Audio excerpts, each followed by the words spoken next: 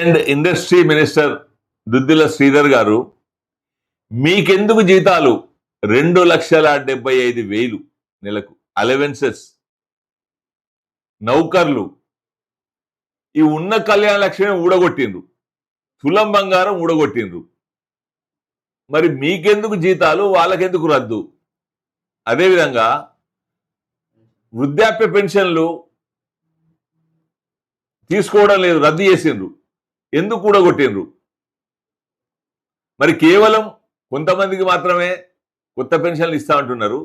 ఈ వృద్ధాప్యంలో ఉన్న వాళ్ళకి ఎందుకు ఇస్తలేరు? ఎందుకు ఊడగొట్టిండ్రు? దీనికి జవాబు చెప్పాలి.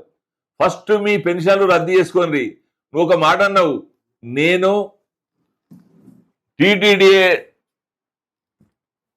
మెంబర్గా ఉన్నప్పుడు కనీసం ఆనరోరియం కూడా తీసుకోలేదు, సిట్టింగ్ ఫీజు కూడా తీసుకోలేదు అని చెప్పి మాట్లాడినావు. దేవుని సొమ్ము తినా అన్నావు.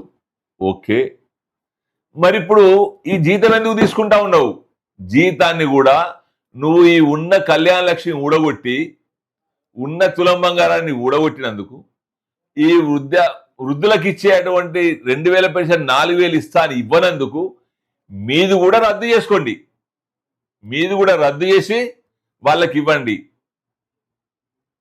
రికార్డుదే కానీ డొక్కాడని ఆటో కార్మికులు, ఆటో డ్రైవర్లకి సంవత్సరానికి 12,000 ఇస్తా అన్నావు. మేనిఫెస్టోలో రాసినవు, కల్లిబొల్లి మాటలు చెప్పినవు.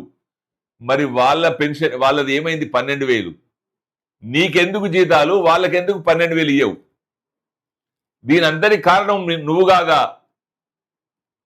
మేనిఫెస్టో కమిటీ చైర్మన్ నువ్వే కదా. ముఖ్యమంత్రి కంటే గొప్పని చెప్పుకుంటున్నావు కదా. హైదరాబాద్ను ఇండియాలో ఒక చిత్రపటంలో చూపెడతా అంటున్నావు కదా. ఐటీని తీసుకొచ్చి, ఇండస్ట్రీని తీసుకొచ్చి. అంటే నీకు హైదరాబాద్ వాళ్ళు ఓట్లేసిండ్రా, ఈ మంతని నియోజకవర్గ ప్రజలు ఓట్లేసిండ్రా? అంటే ఎట్లున్నది నీకంటే, కన్న తల్లికి అన్నం పెట్టనోడు చిన్నమ్మకు బంగారు గాజులు పెట్టినట్టున్నది నీది.